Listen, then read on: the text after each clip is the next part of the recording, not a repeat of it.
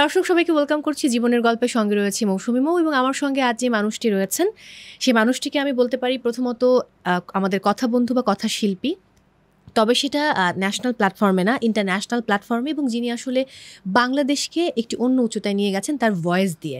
তবে তিনি এখন হয়তো ভাবছেন যে আমি এভাবে কেন বলছি, বাট তার জীবনের গল্প অনেক লম্বা, শুরু করতে হবে সেই 60-এর দশক থেকে, বাট এখনও তিনি আমার কাছে আপনাদের কাছে চিরসবুজ।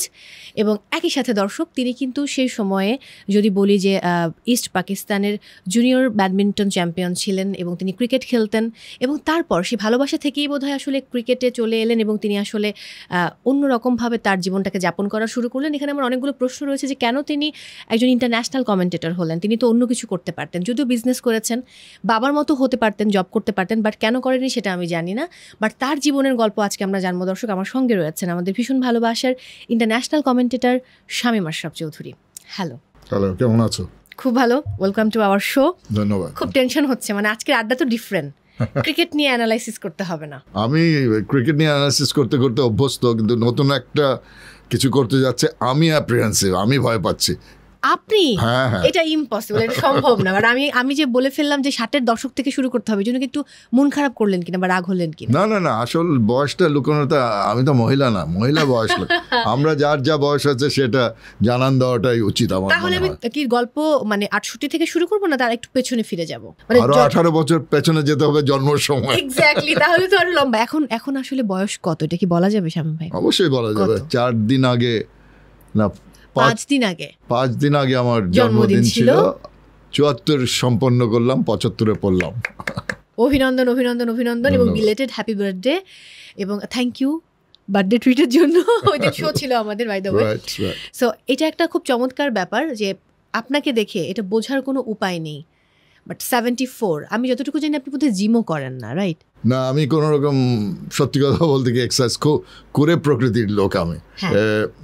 আগে ছোটবেলায় অবশ্যই খেলাধুলা রেগুলারলি করেছি, সেইটাই কারণে হয়তো এখন পর্যন্ত অনেকের বডি স্ট্রাকচার থাকে না, খুব বেশি নিজে কিছু করতে হয় না। আমার সৌভাগ্য যে ওই ধরনের একটা জিনগত, মানে বাবা বা মা?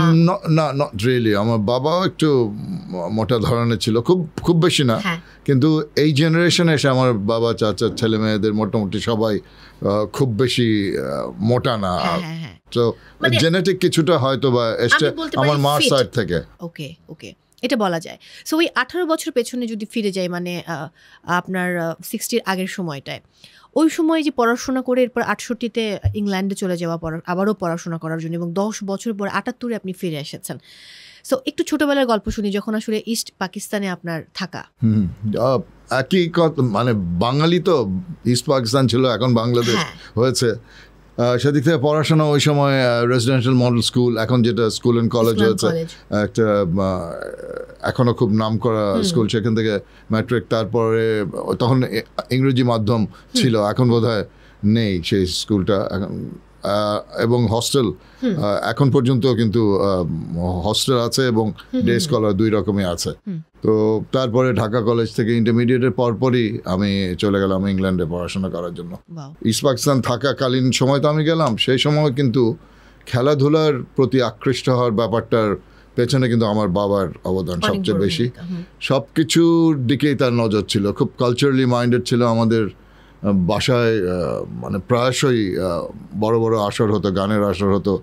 সেই পাকিস্তান থেকে, ইন্ডিয়া থেকে নাম করা আর্টিস্টরা আসতো এবং ওখানে কাওয়ালি থেকে শুরু করে রবীন্দ্রসঙ্গীত সব রকমই অনুষ্ঠান চলতো। এবং তার সঙ্গে সঙ্গে পড়াশোনার দিকটা বাবা বলতো খেলাধুলা করো, ভালো কথা। আমাদের বাড়িতে সেই সময় তো প্রায় অনেকের বাড়িতে অনেকখানি জায়গা থাকতো, খোলা মাঠে মতো ছিল, পাড়ার ছেলেরা আমাদের বাড়িতে এসে খেলাধুলা করতো। তো সেই জায়গায় খেলার ইন্টারেস্টটাও, কিন্তু 1 নম্বর কথা ছিল আগে পড়াশোনা করবে, তারপরে খেলা কালচারালি। কিন্তু হি মেড শিওর যে সব দিকেই যেন আমরা ইন্টারেস্টটা ক্রিয়েট করে দিয়েছিলেন ছোটবেলা থেকে আমার বাবা। এবং আমার মা তো সাহায্য সব দিক দিয়ে করতে, মার সাপোর্ট না থাকলে কিছুই হতো না। একদম। একটু ইংল্যান্ডের সেদিনগুলিতে ফিরে যাই। ইংল্যান্ডের এই এক দশক কেমন ছিল আপনার কাছে? It's a mix. এতগুলো বছর আপনি ওখানে ব্যাডমিন্টন খেলতেন না, প্রথম অবস্থায় তো পড়াশোনা করতে গেলাম।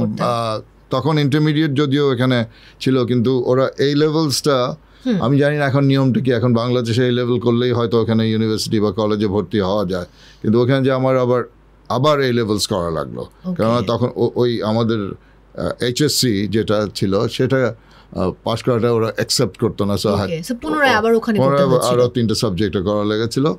পরবর্তীতে ওইটার পরে পড়াশোনা কন্টিনিউ করি 73 পর্যন্ত, তারপরে প্রায় 5 বছর অন অ্যান্ড অফ আমি চাকরি বাকরি করি। ওকে তারপরে যে ব্যাক করলেন, মানে আমার একটা জানার জায়গা হলো যে ইন্টারন্যাশনাল কমেন্টেটর হবেন, এটা মানে কিভাবে হলো আসলে? এটা একেবারে আনপ্ল্যান্ড, কোনো রকম চিন্তা ভাবনা না করে। না, আমি একটু ব্যাকগ্রাউন্ড বলি যে ওই রেসিডেন্সিয়াল মডেল স্কুলের কথা বললাম, সেখানে তো হস্টেল ছিল এবং বিভিন্ন হস্টেল বিভিন্ন স্পোর্টস টুর্নামেন্ট হতো, তার মধ্যে মাঝে মাঝে ক্রিকেট খেলাও হতো, অন্যান্য ফুটবল, ক্রিকেট। হ্যাঁ, তখন ওই চুঙ্গা ফকিয়ে আমরা 2 বন্ধু ছিলাম, মোটামুটি একটু খেলায় পার্টিসিপেটও করেছি, আবার সুযোগে আমাদের যাদের গলা একটু মোটামুটি ভালো ছিল তাদেরকে বলতে তোমরা একটু কমেন্ট্রিও করো, একটু রস করা আর কি বেসিক্যালি। দ্যাট ওয়াজ দেয়ার। আর আরও একটা অ্যাড করি এটার সঙ্গে, আমি যখন কলেজে, এখানে ঢাকা কলেজে পড়াশোনা করার আগের বছর, এটা আমি যখন স্কুলে, একদিন আমার এক স্যার এসে বললেন যে ইস্ট পাকিস্তান এডুকেশন উইক হতো তখন। তো পুরা বাংলাদেশ, এখন বাংলাদেশ থেকে বিভিন্ন জায়গা থেকে স্কুল কলেজের ছাত্ররা যাওয়ার সুযোগ পেত। না, এটা হলো একটা কম্পিটিশন, আবৃত্তি ইংরেজিতে বাংলায়, ডিবেট ইংরেজিতে বাংলায়, কিছু গানের অনুষ্ঠান, স্টুডেন্টদের মধ্যে কম্পিটিশন একটা হতো, তখন এডুকেশন উইক ছিল। তো ওইটাতে আমাকে বললো যে, এই স্যার এসে বললো যে তোমাদের বাড়িতে শোনাচ্ছে অনেক সাংস্কৃতিক কর্মকাণ্ড হয়, তো তোমার নিশ্চয়ই আবৃত্তি করার অভ্যাস আছে। না স্যার, কোনো অভ্যাস নাই। না, তোমার তো গলাটা, তখন ওই 15 বছর 16 বছর বয়সের ছেলেদের গলাটা ভাঙে, এবং তোমার গলাটা তো মনে হচ্ছে একটু ঠিক জায়গা আছে, তুমি করো, ওই ঢাকা কলেজে অনুষ্ঠান হচ্ছে, তুমি বাংলায় আবৃত্তি করতে হবে, তাও রবি ঠাকুরের বৈশাখ কবিতা, বিশাল লম্বা কবিতা, এবং মুখস্থ করতে হবে, 3 দিন সময় আছে। তা কী করবো, স্যারের অনুরোধ, বাসায় এসে সাহস পাচ্ছি না বলতে বাবাকে, তো আম্মাকে বললাম যে করো, কি আছে, লজ্জা তো আছে, কারণ মানুষের সামনে দাঁড়ালে পা কাঁপতো সেই সময় একেবারে প্রথম অবস্থায়। তো যাই হোক, 3 দিনে মুখস্থ করা লাগলো কবিতা, প্রায় 100-র কাছাকাছি বা বেশিও হতে পারে, আমার ঠিক এখন মনে না, এত বছর আগের কথা। কম্পিটিটর্স বিভিন্ন জায়গা থেকে বাংলাদেশে, ইস্ট পাকিস্তানে জিতে গেলাম। হঠাৎ করে আমি অ্যানাউন্সমেন্ট শুনে স্টান্ড, কী ব্যাপার, তা স্কুলে মানে হইচই ব্যাপার। আর ওই বছরটাই আমি আবার ইস্ট পাকিস্তান জুনিয়র চ্যাম্পিয়ন হলাম, তো স্কুলে বেশ হিরো ভাব তখন আবৃত্তিতে। এবং আর রবি ঠাকুরের প্রতি আমার একটা আলাদা আকর্ষণ আছে, আমি রবীন্দ্রসঙ্গীত খুবই পছন্দ করি শুনতে।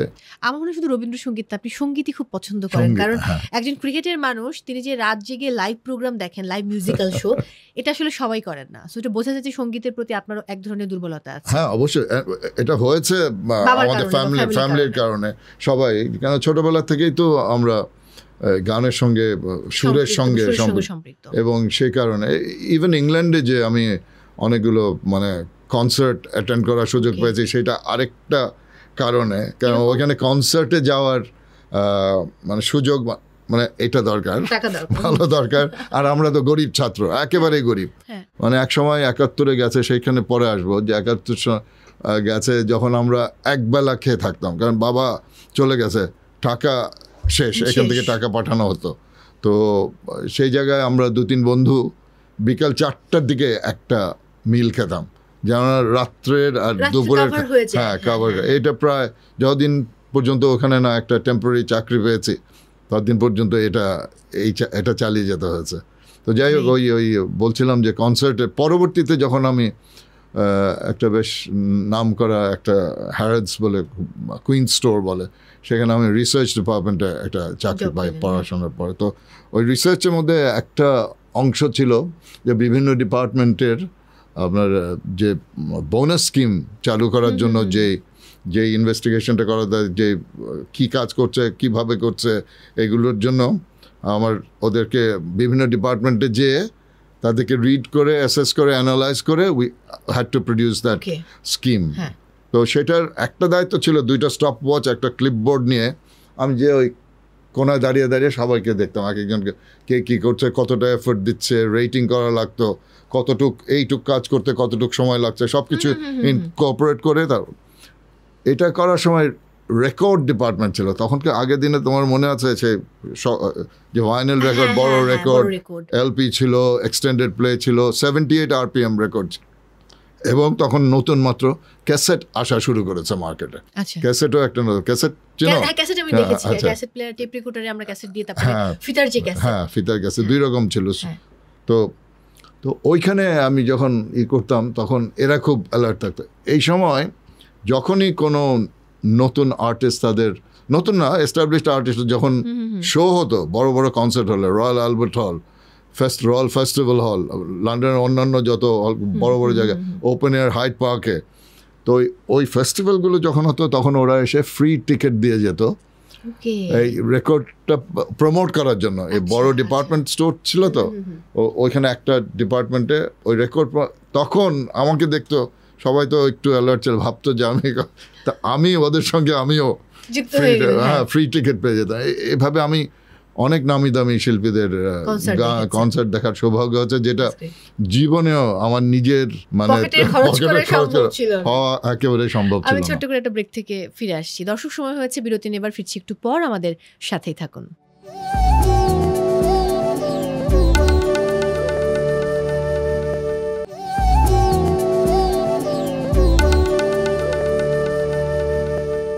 দর্শক, ফিরে এলাম ব্রেক থেকে। সবাইকে আরও একবার ওয়েলকাম করছি। জীবনের গল্পের সঙ্গে রয়েছে মৌসুমী মো, আমার সঙ্গে আছেন ইন্টারন্যাশনাল কমেন্টেটর শামীম আশরাফ চৌধুরী। ফিরে এলাম ব্রেক থেকে। ভাবির সঙ্গে পরিচয়ের সূত্রপাত কিভাবে? অনেক আগের পরিচয় মানে পাড়ার মেয়ে। ও প্রেম, তারপরে প্রণয়, না না না, হ্যাঁ পাড়ার মেয়ে, কিন্তু পাড়ার ছোট বোন হিসেবে, ছোট বোন থেকে ছোট বোন হিসেবে না। যখন আমরা পাড়ায় বড় হই, পুরনো পল্টন লাইনে। পাড়ার মেয়ে বলতে কি দোহারের তো না, ঢাকা? না না, নয়াপল্টনের না, পুরনো পল্টন লাইন। 2-3টা বাড়ি পড়াই ছিল, এবং পাড়ায় তো আগে তো পাড়ায় সবাই সবার পরিচিত ছিল। এবং অ্যাকচুয়ালি আমার ক্লাস ফ্রেন্ড ছিল ওর বড় বোন, যে এখন খুব নাম করা মোহাম্মদ খুরশিদ আলম, তার ওয়াইফ। তো আমরা খুরশিদ ভাইয়ের, আমি দুজন ভাইরা ভাই। হ্যাঁ, এটা তো আমি জানি। তো রিনা বড় বোন ছিল, রিতা ছোট বোন। যাই হোক, আমি ইংল্যান্ডে চলে যাওয়া পর্যন্ত এবং না আসা পর্যন্ত আমাদের কোনো মানে জাস্ট মানে পাড়া প্রতিবেশী হিসেবে আসা যাওয়া সব ছিল, বন্ধুর ছোট বোন। হ্যাঁ, সবাই যা হয় সাধারণ। এনিওয়ে, তারপরে ওই 76 বাবা মারা যাওয়ার সময় যখন আসলাম, ওই সময় থেকেই একটু, তখন তো মেন্টালি একটু সবাই আপসেট থাকে, ইন্টারাকশন সবার সঙ্গে একটু হয়তো মরাল বুস্ট দরকার। তো একজন হঠাৎ করে কথাবার্তা বলতে হয়ে গেল। তারপরে তো 76 আপনি ফিরে গেলেন ইংল্যান্ডে। হ্যাঁ, তারপরে আবার তখন কি চিঠি আদান প্রদান হতো? হ্যাঁ। বাহ, কে আগে চিঠি দিয়েছিল? হ্যাঁ, তখন তো চিঠির, তখন তো মোবাইলের মতো মেসেজ নেয়। হ্যাঁ, চিঠি আদান প্রদান। অতদিন আমি খুব বেশি সময় ছিলাম না, প্রায় 1.5 বছর। মাঝখান থেকে গেছিলাম বাবা যখন মারা গেল। তারপরে যাই হোক, তারপর এসে ওই 78 আর্লি 78-এর দিকে আসি। তারপরে কয়েক মাস, কিন্তু 78-এর অক্টোবরে আমাদের বিয়ে হয়। কত তারিখে? 8। বাহ, 8 অক্টোবর। ভাবিকে প্রথম বিবাহ বার্ষিকীতে কি উপহার দিয়েছিলেন মনে আছে? মনে নেই। এটা এইসব ধরনের প্রশ্ন করে মানুষকে বিপদে ফেলার কি তোমার উচিত হচ্ছে? না, আমার কোনো দোষ নেই, প্রোডিউসার যা বলে। না, প্রোডিউসার বললেই যে করতে হবে। এখন 45 বছর আগে প্রথম, 44 বছর আগে প্রথম বিবাহ বার্ষিকী থাকে না, যে বিশেষ কিছু হয়তো প্রথম বিবাহ বার্ষিকী বাদ দিলাম, বাট এই যে 45 বছরের মানে পথ চলায় নিশ্চয়ই তাকে সারপ্রাইজ দিয়েছেন, রাগ ভাঙিয়েছেন। হ্যাঁ, রাগ তো অহরহ ভাঙাতে হয়। তোমাদের মহিলাদের রাগের তো কোনো মানে বিশেষণ নাই, সীমারেখা নাই। কখন খুব অ্যালার্ট থাকতে হয় সবকিছুর ব্যাপারে। একটা টুর্নামেন্ট মানে সেখানে আসলে কি বলবো, যে কমেন্ট্রি করার জন্য চলে যেতে হয়, একটা লম্বা সময় আপনি বাসায় নেই। ওই লম্বা সময় হয়তো ঈদ থাকতে পারে, ম্যারেজ অ্যানিভার্সারি থাকতে পারে, ওয়াইফের জন্মদিন বা বাচ্চাদের জন্মদিন, নিজের কোনো বিশেষ দিবস। তখন তো মানে মন খারাপ হয়, বা ওইটাকে একটু কনভিন্স করার জন্য। প্রায় আমি 3-4টা ঈদ বোধহয় খেলার জন্য দেশের বাইরে করেছি, স্বাভাবিকভাবে তখন তো নিজের যারা কাছের লোক তাদের সঙ্গে এই স্পেশাল অকেশনগুলোতে না থাকলে তো মন খারাপ হবেই। এবং যে সবচেয়ে কাছের লোক সে তার কাছ থেকে দূরে এখন মানে এটা এই যে আবার বিপদে ফেলাবে না, আমি বলছি আস্তে বয়সের সঙ্গে পরিণত হলে আস্তে আস্তে ছেলেদের দিকে নজর চলে যায়, তারপর নাতিন হয়েছে তাদের দিকে। তো এই নিজেদের মানে স্বামী স্ত্রীর যেটা ব্যাপারটা সেটা আমার মনে হয় যে পারিবারিক দিক থেকে ওই মানে এটা চলে যায় মনে হয় ওই এরিয়াটা অফ কনসার্ন যদি বলি অফ ইন্টারেস্ট, সেটা তো এটা স্বাভাবিক। আমার মনে হয় সবার ক্ষেত্রে 50 বছর প্রেম করে যাব এটা চ্যাম্পিয়ন সেটা আসলে হয়। হ্যাঁ সেটাই তো, এটা আমার মনে হয় যে this is part of life. কিন্তু আই এম ভেরি থ্যাঙ্কফুল আমি যে সাপোর্টটা পেয়েছি ওভার দ্য ইয়ার্স, সেটা এক্সেপশনাল আমার ওয়াইফ রিতার কাছ থেকে। 76-এ ভাবির সঙ্গে একটা মনোবিনিময়, এবং ওই সময়ে মানে প্রথম কে বলেছিল আপনি নাকি ভাবি? বলি কি নাটক টাটক বেশি করো তো তুমি, তো ওই বলি ভাষা চিঠি এটা অনেক সময় কিছু ভাষায় প্রকাশ করতে হয় না বা লিখে দেখা যায় না, জাস্ট নিজেদের কথাবার্তার মাধ্যমে, জাস্ট নর্মাল কথাবার্তার মাধ্যমেই প্রকাশ পেয়ে যায়। আমার মনে হয় স্পেসিফিক কোনো জিনিস, এত পার্সোনাল জিনিস জানলে মনে আসলো বলবো না তোমাকে, বুঝে গেছি যে বলবেন না। বাট 76-এর আগের যে সময়টা মানে ইংল্যান্ডে, লন্ডনে বা ইংল্যান্ড যেটাই বলি না কেন, সেইখানে তো নিশ্চয়ই প্রেমের ঘটনা রয়েছে। আমাকে বিপদে ফেলার একেবারে সবচেয়ে খুব ভালো আরে একজন ইয়াং ম্যান 18 বছর বয়সে ইংল্যান্ডে গেলে সৌন্দর্যের যে অ্যাপ্রিসিয়েশনটা সেটা করতে হবে না? এক্স্যাক্টলি। বাট আমার এখানে প্রশ্ন হচ্ছে, তারা কি ইংল্যান্ডের মেয়ে ছিল নাকি বাংলাদেশি মানে ইংল্যান্ডে বসবাস করছে? এরকম অনেক দেশের ছিল। তার মানে উত্তর আমি এখানে পেয়ে গেছি দর্শক। অনেক দেশের মানে অনেকজন ছিল, যাই হোক অনেক দেশের ছিল। সেগুলো সম্পর্কে রীতা ভাবি জানেন? এটা জানানোর প্রয়োজন অযথা, মানে সে নিশ্চয়ই জানে যে এই শো তো লাইভ অন এয়ার হবে, তখন তো তিনি জেনে যাবেন। জেনে গেলে কিছু করার নাই, এখন যে বয়সে এসছে এখন 2-4টা মারটার দিল। এখন মানে পুত্রবধূরা রয়েছেন, ছেলের বিয়ে হয়েছে। আমি জানি না আপনার মেয়ে রয়েছে কিনা। ছেলে? আমার 2 ছেলে। হ্যাঁ ঠিক তাই। তারা কি করছে এখন এই মুহূর্তে? বড় ছেলে ইংল্যান্ডে আছে, ওর স্প্যানিশ ওয়াইফ, আমার এক নাতি 2জন আছে। তো ওরা ওখানে এখন জাস্ট একজন মাত্র স্কুলে ভর্তি হলো, বড়জন ছোটটা নার্সারিতে। তো ওরা ভালো এস্টাবলিশ। আমার বড় ছেলে ওখানে একটা এলিজাবেথ স্কুল অফ লন্ডনে ওইখানে কোঅর্ডিনেটর, সেও পড়াশোনার লাইনে করাচ্ছে। তো আছে। আর আমার ছোট ছেলে ইউএসএ তে পড়াশোনা করছে, MBA করেছে। তারপর এখানে এসে ও আবার একটু ইন্ট্রোভার্ট, বড় 2 ভাইয়ের মধ্যে। হ্যাঁ, খুব চুপচাপ ঠান্ডা ছেলে। আমেরিকান সিটিজেনশিপ আছে, পাসপোর্ট পাওয়ার পরের দিনই বলে বাবা টিকিট পাঠাও, আমার এই দেশ ভালো লাগে না। তারপরে চলে আসলো। দুর্ভাগ্যবশত একটা ট্র্যাজেডি হয়েছে। আমার ছোট ছেলের ওয়াইফ, ওরা প্রায় বেশ 4 বছরের উপরে বিয়ে হওয়ার পর একবার একটু অসুস্থ, কোভিডের সময় একটু অসুস্থতা হয়েছিল। তো ডাক্তার ওর ওয়াইফকে বলেছিল, অরিন নাম ছিল, অরিনকে বলেছিল, ও একটা প্রাইভেট স্কুলে, ইংলিশ মিডিয়াম স্কুলে ম্যাথস টিচার ছিল। ছোটোখাটো মেয়ে, কিন্তু খুব মানে আমাদের ফ্যামিলিতে আসার পর, আমার তো 2 ছেলে, আর বেশিরভাগই ওরা দেশের বাইরে থেকেছে বহু বছর, 2 ছেলেই। তো ওকে পেয়ে একটা মেয়ে পেয়েছিলাম বলছি এই কারণে, ওই একদিন ব্লাড টেস্ট করতে গিয়েছিল ওই একটা, নামটা বলবো না, যায় খুব নাম করা একটা হসপিটাল, কি যেন ক্লিনিকগুলো যা আছে। তো ওখানে রক্ত টেস্ট করার সময় হঠাৎ করে কোল্যাপস করে হার্ট অ্যাটাকে মারা যায়, একদম অল্প বয়সে। তো ওইটা আমাদের জন্য একটা ট্র্যাজেডি। তো এখন কি বলবো, ভাষায় এগুলি প্রকাশ করা। একটা মেয়েকে পেয়েছিলাম, কিন্তু আর রাখতে পারলাম না। তো ওইটাই একটা সবচেয়ে বড়, আমার মনে হয় অনেকেই মারা গেছেন, কিন্তু ও চলে যাওয়াটা আমাদের সবার জন্য খুব মানে শ্যাটারিং একটা এক্সপিরিয়েন্স। ছেলেটা এখনো ওই ইসের থেকে বের হয়ে আসতে পারেনি, ট্রমা থেকে। এখনো একটু চুপচাপ একটু আছে। সো লেটস হোপ হ্যাঁ, সময় তো বয়ে যায়। আমার মনে হয় পরিবেশটা একটু ঠিক হোক, আমি চট করে আরেকটা ব্রেক নিয়ে ফিরে আসি। দর্শক, সময় হয়েছে আরো একটি বিরতি নেবার, ফিরছি একটু পর, আমাদের সাথেই থাকুন।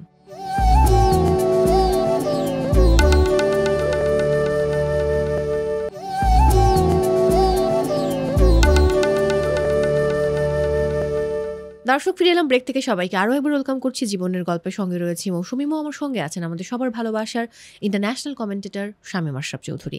ফিরে এলাম বিরতি থেকে, খুব ঝটপটই যাবো এবার, কারণ হাতে সময় খুব বেশি নেই, লাস্ট পার্টে আছি আমরা। শামীম আশরাফ চৌধুরীর স্বপ্নের নারী দেখতে কেমন? খুব সুন্দর। কার মতো সুন্দর? কার মতো? ঐশ্বরিয়া রায় বচ্চন? না, কারো নাম বলবো না, কারো নাম বললে এটা স্পেসিফিক হয়ে যাবে। আমার কথা হচ্ছে যে একেবারে মিস ইউনিভার্স হতে হবে এটা কোনো কথা না। দেখতে তো অবশ্যই ভালো হতে হবে, কিন্তু আমার মনে হয় এইটা ভালো থাকতে হবে। মানুষের বিউটি উইথ ব্রেন, যার সঙ্গে কথা বলা যায়, যার সঙ্গে কথা বলে ইন্টারাকশন করা যায়, তার সঙ্গে বিউটিতে সুন্দর কথাটা যখন আসলোই স্বাভাবিকভাবে সেটা একটা গুরুত্বপূর্ণ ব্যাপার থাকে। কিন্তু 10 জনের নাম বলতে হবে, তাহলে শাড়ি অবশ্যই। যে কোনো সময় আমি শাড়ি পরিহিত মহিলাদের প্রেফার করি। আমার মনে হয় it looks so very elegant. এটা একটা আলাদা একটা অ্যাট্রাকশন আছে শাড়ি পরিহিত মহিলা। ওকে, তাহলে অবশ্যই শাড়ি পরিহিত, আমি বুঝে গেলাম। এখন আমাকে এটা বলুন, এই যে আপনি কমেন্ট্রি শুরু করলেন কিভাবে, প্রথম ডাক কিভাবে এলো? এটা একটা ছোট গল্প বলতে হয়। অফিসে বসে একদিন নিউজ পেপারে 1988-এর কথা এটা। তো হঠাৎ খবরের কাগজে দেখি তখন এশিয়া কাপ হতে যাচ্ছে 2-3 দিন পরে বাংলাদেশে, যে এক জায়গায় লেখা যে বাংলাদেশ বেতার ইংরেজিতেও কমেন্ট্রি করবে। সেই সময় ইংরেজিতে রেগুলার কমেন্ট্রি হতো না, বাংলা যতটুকু হতো, আর মাঝে মাঝে ওই ব্রেক টাইমে কিছুটা রেজিউমে দিত ইংরেজিতে, খুব রেগুলার হতো। সেটা দেখে আমার তো ওই যে স্কুলের কথা বললাম, একটু অভ্যাস আছে, আবৃত্তির একটু অভ্যাস আছে, গলাটা ভালো, খেলেছি ইংল্যান্ডে, ক্লাব ক্রিকেট খেলেছি প্রায় 7 বছরের উপরে। তো সব কিছু মিলিয়ে আমি ভাবলাম যে আমার এক বন্ধু বিসিবিতে, ওকে যোগাযোগ করার পরে বললো যে 3 দিন পরে খেলা শুরু, এখন তো মনে হয় ওরা লোকটোক নিয়ে নিয়েছে, তো তবুও আমি একটু চেষ্টা করে দেখে আমি তোমাকে জানাচ্ছি। আধা ঘন্টা পরে ফোন করে বললো যে তুমি যাও, এসে আগেরগাঁও রেডিও অফিস, ওখানে এক ভদ্রলোকের সঙ্গে দেখা করো। But he didn't sound very interested. আমরা তবুও একটু যে চেষ্টা করে গেলাম ওখানে, যে দিকে একটা রুমে বসে রয়েছে অনেক হইচই ব্যাপার, এক লোক এরকম একটা ডেস্ক, কিন্তু তার চারিদিকে প্রায় 30-40 জন লোক, খুবই ব্যস্ত, খুবই। আমাকে দেখে প্রথমে যে একটা লুক দিল, এটা আমি এখন মানে খুব বিরক্ত ভরে বললো যে ও আপনি এসছেন। আমি ভাই কি করতে, বলে কি অপেক্ষা করেন, খুব মানে অ্যাব্রাপ্টলি। আমার একটু I was not prepared for that. বলি ঠিক আছে। তাও 10 মিনিট অপেক্ষা করার পরে আমি একটু বিরক্ত হয়ে আমি যে সরাসরি বললাম আপনি আমার সাথে কথা বলবেন না, আমি চলে যাবো, I don't have the time. তো ভাই তখন উনি একটু নড়ে যাবে, দেখেন ভাই এত 3 দিন পরে খেলা, আমার বাংলা কমেন্ট্রি হঠাৎ করে ইংরেজি কমেন্ট্রি সব কিছু মিলে একটু আছে, আপনি বসেন একটু। বসলাম, ওই একটা টুল এনে দিল, বসলাম। কিছুক্ষণ পরে বললো চলেন, যে ওই রেডিওতে যে জানোই তো যে সাউন্ড প্রুফ বক্সের ভেতরে গেলাম। তো আমি বললাম যে আপনি যে আমার ভয়েস টেস্ট করবেন, আপনার কাছে কোনো স্ক্রিপ্ট কিছু আছে? বলে না, স্ক্রিপ্ট না, আপনি চিন্তা করেন একটা ক্রিকেট ম্যাচ, চিন্তা করে কমেন্ট্রি করেন। তা তখন আমি বুঝতে পারছি যে মানে সে তার কাজটা করে বলবে যে হ্যাঁ আমি দেখেছি, হ্যাঁ উনি বিদায়। তো আমি একটা ম্যাচ চিন্তা করে একটু কমেন্ট্রি করলাম, 45 সেকেন্ড 1 মিনিট হবে। তখন বাইরের থেকে আমাকে বললো থ্যাংক ইউ। আমি বললাম আমিও তো রেডি, যে কখন বিদায় হব। আমি উঠতে যাচ্ছি, সময় হঠাৎ পুরো পরিবর্তন চেহারা এবং ভয়েসে। বলে ভাই আপনি একটু বসবেন? তো আমি ঠিক আছে, ওই টোনটা শোনার মধ্যে কিছু সামথিংস ক্লিকিং হিয়ার। তারপরে উনি বাইরে গেল, আরো 2 ভদ্রলোকে নিয়ে আসলো, আবার একটু বলবেন। তো বলতে শুরু করলাম। এরপর এ সময় আরো কম, বলে থ্যাংক ইউ, বের হয়ে আসেন। তো দরজা খুলে বের হয়ে আসছি, ওই ভদ্রলোক বলে ভাই আপনি একদিন কোথায় ছিলেন? তখনই বুঝলাম যে আমার হয়ে গেছে। তো ওই রিজিওনাল ডিরেক্টর ছিল আশফাক ভাই, উনি স্বাধীন বাংলা বেতার কেন্দ্রেও ছিল যখন আমার বাবা ওখানে আছে। তো উনি ওনার রুমে নিয়ে গেল, রুমে নিয়ে বললেন যে এরকম আপনাকে তো আমরা এখন কিছু অফিসিয়ালি টাকা পয়সাও দিতে পারবো না, কন্ট্রাক্টও করতে পারবো না কিছু, আপনি আমাদের হয়ে কালকে থেকে কাজ শুরু করেন, 2 দিন পরে খেলা, কিন্তু আপনি সব প্লেয়ারদের, ম্যানেজারদের এবং ক্যাপ্টেনদের ইন্টারভিউ নেন। তো ওই ইন্টারভিউ নেওয়া শুরু করার পর থেকে পরে কমেন্ট্রি শুরু করলাম, আস্তে আস্তে রেডিও থেকে টেলিভিশন ডোমেস্টিক থেকে ইন্টারন্যাশনাল।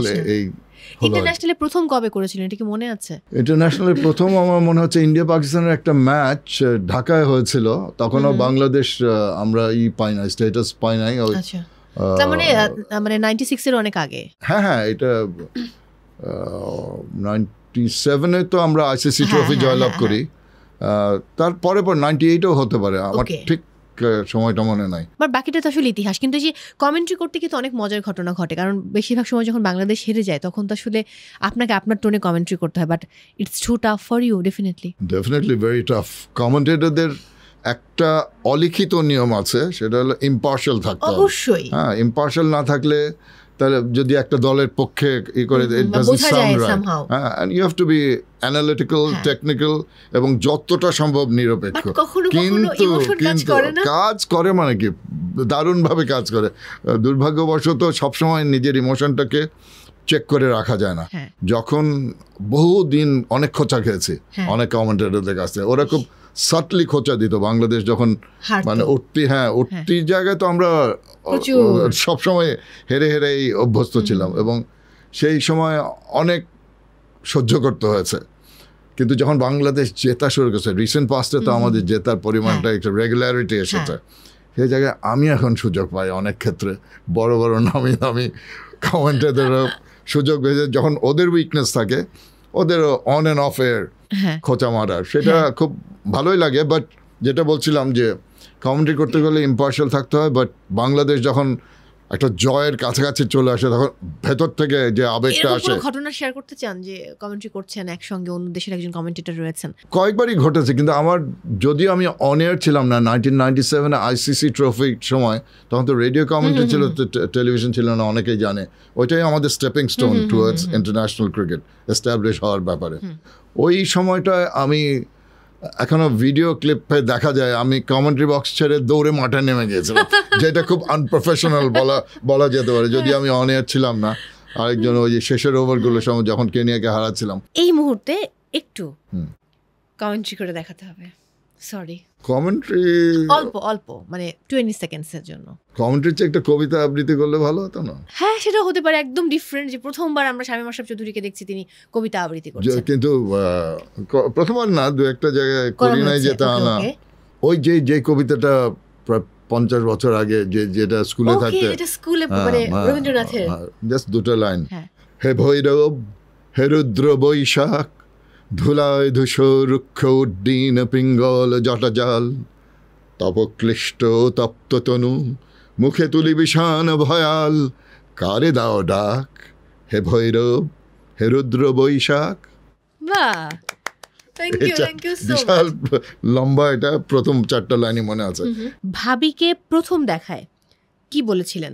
ভাবিকে প্রথম দেখায় কি বলেছিলাম সেটা তো সম্ভব না মনে রাখা, আর ছোটবেলায় দেখেছি, ওটাই তো প্রথম দেখা। আচ্ছা থাক, আমি ধরে নিলাম কোনো অসুবিধা নেই, বাট আজকে ধারাভাষ্যের মতো করে এই মুহূর্তে 1 মিনিট ভাবির উদ্দেশ্যে কিছু বলতে হবে। এই বিপদ থেকে বাঁচাও তুমি আমাকে, এরকম পরিস্থিতি। তুমি জানো যে তোমার প্রতি আমার কি আকর্ষণ, তোমার প্রতি কতটা নির্ভরশীল। একেবারে একটা সলিড ব্যাটার যেরকম আমাকে ছক্কা মারে কনফিডেন্টলি, সেই কনফিডেন্সটা আছে তোমার উপরে আমার। এবং তুমি যেভাবে চালিয়ে যাচ্ছ আমাকে এবং আশেপাশে আমাদের সবাইকে, চালাতে থাকো, খেলতে থাকো, আমরা সবাই খুশি। তুমি যতদিন আমাদের খুশি রাখো ততদিন আমরা খুশি। Thank you so much. আমি এবার আবার ক্রিকেটের প্রসঙ্গে চলে আসি, যেহেতু ওয়ার্ল্ড কাপ শুরু হচ্ছে। সো জানতেই চাইবো যে এবারের ওয়ার্ল্ড কাপের টিমটা নিয়ে আপনি কতখানি আশাবাদী, একটু ছোট্ট করে জানবো, বিকজ আমার শেষ করতে হবে, হাতে অল্প কয়েকটা প্রশ্ন আছে। না, রিসেন্ট যে খেলা হচ্ছে বাংলাদেশের, তার থেকে যে খুব আশা করার মতো কিছু আছে আমি মনে করি না। But cricket is a funny game, যে কোনো দিন একটা দল ভালো খেলতে পারে এবং আমার মনে হয় যে আনপ্রেডিক্টেবল। হ্যাঁ, আনপ্রেডিক্টেবল। খেলোয়াড়দের উপর নির্ভর করে, কয়েকজন আমাদের টপ প্লেয়ারদের একটা লিন প্যাচ যাচ্ছে, সেই জায়গা থেকে বেরিয়ে আসতে হবে খুব দ্রুততার সঙ্গে। যদিও তারা এই যে ইউএসএর সঙ্গে যে 3টা ম্যাচের খেলা হচ্ছে সেখানে যদি তারা ভালো করতে পারে তাহলে একটা অন্তত তাদের কনফিডেন্স লেভেলটা বাড়বে এবং বড় শ্রীলঙ্কার সঙ্গে প্রথম ম্যাচ মেইন টুর্নামেন্টে সেইখানে জয়লাভ যদি করে তাহলে যে কনফিডেন্সটা তারা পাবে সেটা কিন্তু কাজে দিবে। 8 তারিখে শ্রীলঙ্কার সাথে ম্যাচ, এরপরে সাউথ আফ্রিকা রয়েছে, আরো বাকি টিমগুলো রয়েছে, দুটো দুর্বল টিম আছে, নেপাল আর হচ্ছে রাইট, নেপাল এবং নেদারল্যান্ডস, এবং এদেরকে তো হারানো উচিত একেবারেই, কিন্তু দুজনকে হারালে হবে না, থার্ড একটা টিমকে হারাতে হবে, নাহলে সুপার 8-এ যাওয়ার সম্ভাবনাটা কমে যাবে। শান্তকে নিয়ে কি বলবেন ছোট্ট করে? খরা যাচ্ছে, রানের খরা যাচ্ছে। নাজমুল হোসেন শান্ত গতবার কিন্তু দুর্দান্ত খেলেছিল, টপ পারফর্মার ছিল। আবারও এটা বলি যে ক্রিকেট ব্যাটারদের জন্য বিশেষ করে একটা দুইটা ইনিংস যদি ভালো একটা ইনিংস খেলতে পারে, তার যে মেন্টাল রেজিলিয়েন্স, স্ট্রেংথ যেটা বাড়বে, টেম্পারমেন্ট যেটা, কনফিডেন্স লেভেলটা বাড়বে, সেটা কিন্তু একটা দুইটা খেলার মধ্যেই চলে আসে। এবং এই ইউএসএ সিরিজটা মে বি ক্রিটিক্যাল তার ফর্ম ফিরে পেলে, এবং লিটন কুমার দাসের কথা বলছি, তাদের উপর টপ অর্ডারে খুব নির্ভরশীল। ছোট পরিসরের খেলা, প্রথম 6 over very very important, because power প্লেটা অ্যাডভান্টেজ যারা নিতে পারবে তাদের এগিয়ে থাকার সম্ভাবনা থাকে। তো সব কিছু মিলিয়ে কাজ করতে হবে, ক্যাচ ধরতে হবে, অনেক ক্যাচ ড্রপ করছে রিসেন্ট টাইমসে। সৌম্য হিয়ার অ্যান্ড দেয়ার, সৌম্যর কিন্তু ফিটনেস লেভেল কারণে, একটা ইঞ্জুরির কারণে খেলতে পারেনি। গত ট্যুরেও জিম্বাবুয়ের সঙ্গে একটা ম্যাচ ভালো, একটা ম্যাচ খারাপ, খুব যে ইমপ্রেসিভ ছিল তা না। দে ভেরি কেপেবল প্লেয়ার্স, কিন্তু তাদের ক্যাপাবিলিটি যদি মাঠে যে একেবারে না দেখাতে পারে তাহলে কিন্তু বাংলাদেশ খুব বিপর্যয়ের সম্মুখীন হতে পারে। But they have to play the best cricket. Best cricket খেললে ভালো করবে। মাহমুদুল্লাহ কেমন করবে বলে? মাহমুদুল্লাহ এক্সেপশনাল, যেভাবে সে কামব্যাক করেছে, তাকে মোটামুটি একজন সরিয়ে দিয়েছিল, সেই জায়গা থেকে কষ্ট করে নিজে অ্যাসার্ট করে, অ্যান্ড হিজ বিকাম, এখন সে সবচেয়ে গুরুত্বপূর্ণ খেলোয়াড় হয়ে দাঁড়িয়ে। সাকিব আল হাসান এবং মাহমুদুল্লাহ রিয়াদ, দুই সিনিয়র প্লেয়ারের উপরে এখন বাংলাদেশ ডিপেন্ড করছে। কিন্তু কেন, এখানে আমার প্রশ্ন, যে কেন যারা নিচের থেকে যারা আসছে ইয়াংস্টার্স, তারা যদি কনসিস্টেন্টলি পারফর্ম না করতে পারে তাহলে এরা দুজন আর কতদিন টেনে নিয়ে যাবে? মোস্তাফিজ এবং তাসকিন, আমরা জানি যে মোস্তাফিজ খুব ভালো খেলে এলো আইপিএলে সিএসকের সাথে, এবং কি মনে হচ্ছে এই দুজনকে নিয়ে? মোস্তাফিজ তো ইজ মেকিং এ কামব্যাক। মাঝখানে কিছুটা দিন একটু লস অফ ফর্ম ছিল, এবং আইপিএলে যে খেলা খেলেছে, যতগুলো উইকেট পেয়েছে এত অল্প সময়, একটা ম্যান অফ দ্য ম্যাচ। বাংলাদেশের জন্য এটা খুব একটা পজিটিভ জিনিস যে মোস্তাফিজ ফর্মে ফিরে আসতে পেরেছে। এইটা ওইখানে কন্ডিশন তো ডিফারেন্ট, তো কন্ডিশন ডিফারেন্ট হলে নিউ ইয়র্কে যেরকম ড্রপ অ্যান্ড পিচ আছে, ডালাসে একরকম, হিউস্টনে একরকম, ক্যারিবিয়ান দ্বীপপুঞ্জে আবার বিভিন্ন ধরনের। এই জায়গায় মোস্তাফিজের যে অ্যাডাপ্ট করার ক্যাপাবিলিটি, সেটা তার আছে আমার মনে হয়, কিন্তু একটু গাইডেন্সের প্রয়োজন আছে। He gets a little carried away once in a while. তো সেই জায়গায় যদি সে কাজ করতে পারে, এবং তাসকিন তো lion hearted bowler, injury concern, এই যে সাইড স্ট্রেনটা আছে, সাইড স্ট্রেনটার কারণে সে কিন্তু কবে খেলতে পারবে সেটারও কোনো নিশ্চয়তা নাই। তো আমি আশা করছি যে খুব দ্রুততার সঙ্গে সে ফিটনেস লেভেল পাবে এবং বাংলাদেশের জন্য খেলতে পারবে। কোনো না পাওয়া আছে কিনা, বা কোনো কিছু নিয়ে রিগ্রেট হয় কিনা? রিগ্রেট তো সবার জীবনে কম বেশি থাকে। সবচেয়ে বড় রিগ্রেট যে বাচ্চাটা চলে গেল, আমার বৌমা, এটা আমার মনে হয় আমার জীবনে সবচেয়ে বড় রিগ্রেট। ব্যবসা অনেক ফেল করেছে, তুমি তো জানো, অফের বলেছি যে আমি ব্যবসায়িক দিক থেকে আমার অনেক ডাউনস তো ওইটা রিগ্রেট না, that's part of life. But আমি ওভারঅল আই থিঙ্ক যে অবস্থানে এসেছি এইটাতে রিগ্রেটের চেয়ে অনেক পাওয়া। এই যে জায়গায় এসেছি, মানুষের ভালোবাসা, যেখানে যাচ্ছি ছবি তুলছে, অটোগ্রাফ নিচ্ছে, সবাই আতিথেয়তা দেখাচ্ছে, এটা টাকা দিয়ে কেনা যায় না। এটা একটা অসাধারণ একটা ফিলিং। এটা মানে পরিষ্কারভাবে যে এটা এক্সপিরিয়েন্স না করেছে, তাছাড়া বোঝানোটা খুব ডিফিকাল্ট। একদম অসংখ্য ধন্যবাদ আজকে সময় দেওয়ার জন্য। অনেক ভালো থাকুন। দর্শকদের উদ্দেশ্যে কিছু বলুন, তারপর শেষ করবো আমি। দর্শকরা আমাকে যেভাবে সাপোর্ট দিয়েছে, যেটা বলছিলাম, অশেষ ধন্যবাদ সবাইকে। এবং এই বয়স পর্যন্ত চালিয়ে যেতে পারছি, আরও কয়েকটা বছর যদি পারি সেটার জন্য দোয়া করবেন। আমাকে ভালোবেসেছেন আপনারা এবং সেই জন্য আমি সত্যি সত্যি কৃতজ্ঞ, এটা বলতেই হবে। কারণ দর্শকদের ভালোবাসা ছাড়া ক্রিকেটাররা যেমন কিছুই করতে পারে না, যত কিছুই করুক দর্শকদের ভালোবাসা তাদের প্রয়োজন। এবং শুধু ভাষ্যকার হয়ে যে আপনাদের মন জয় করতে পেরেছি, এটা আমার জন্য একটা বিরাট পাওয়া। জাস্ট আমার এই অনুরোধ যে আরেকটা ব্যাপার, আমার মনে হয় খেলোয়াড়দের প্রতি একটু মানে সবসময় ক্রিটিসাইজ না করে, এটা শুধু আমার কথা বলছি না, যে কোনো জায়গায় একটা অবস্থানে কেউ যায়, ভালো মন্দ থাকে, তো মাঝে মাঝে একটু সহ্য করে চললে আমার মনে হয় আমাদের সবার জন্যই ভালো হবে। একদম, অসংখ্য ধন্যবাদ আরও একবার সময় দেওয়ার জন্য। আমি ধন্যবাদ তোমাকে। দর্শক বিদায় নিচ্ছি আজকের মতো। সবাই অনেক ভালো থাকুন, নিরাপদে থাকুন। আবারও দেখা হচ্ছে অবশ্যই জীবনের গল্পে নতুন কোনো অতিথিকে সঙ্গে নিয়ে বিজয় টিভিতে।